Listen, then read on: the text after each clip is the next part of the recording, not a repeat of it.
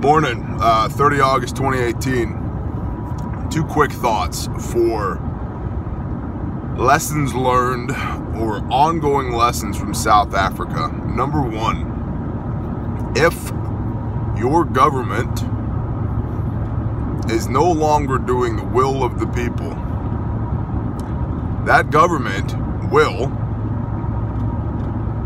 eventually, sooner or later, will become a threat to at least some of the people that it is governing or is supposed to be governing.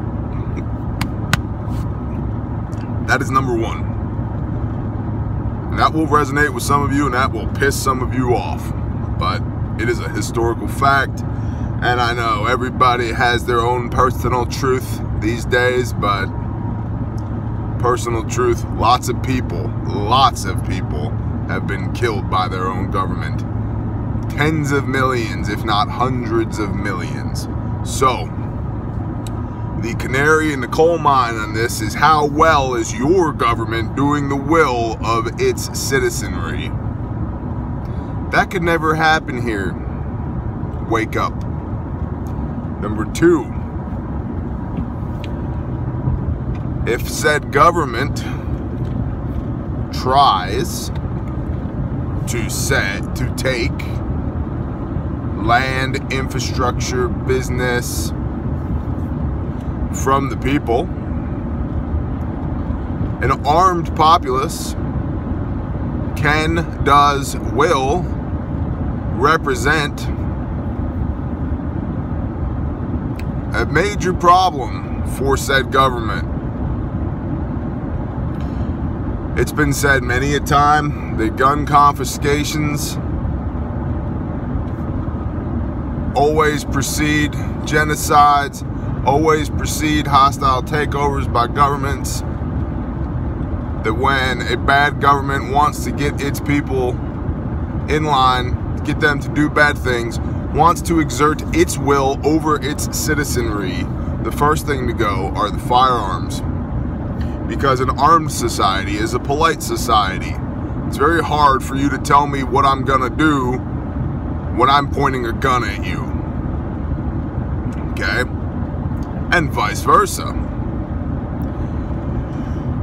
So now we see in South Africa that they were going to take the rural agrarian land, they being the government, but enough Afrikaners said, hell no.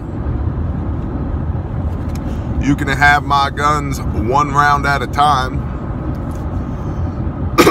So now that that's going on, the government are starting with 300,000 firearms confiscations.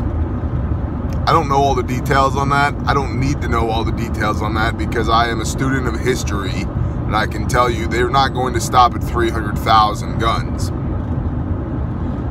So, what are our takeaways here? Number one, our government in the States must do the will of its people, and our complacent people need to stop being okay with the government not doing our will.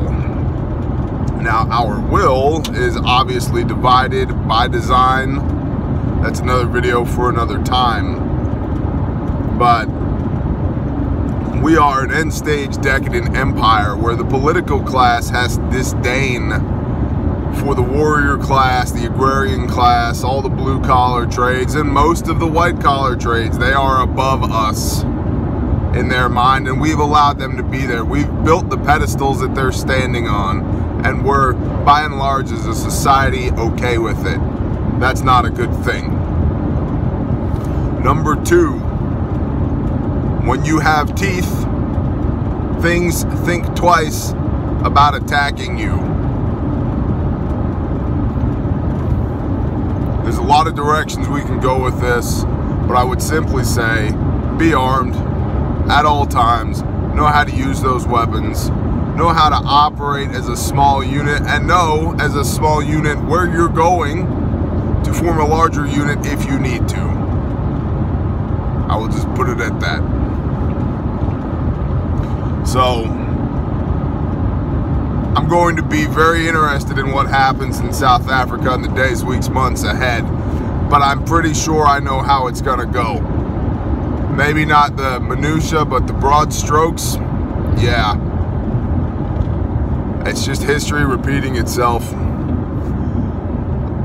So, good thing that we got Ruth Bader Ginsburg making all of her Supreme Court decisions based upon the new and progressive Constitution of South Africa, because those people are obviously squared away.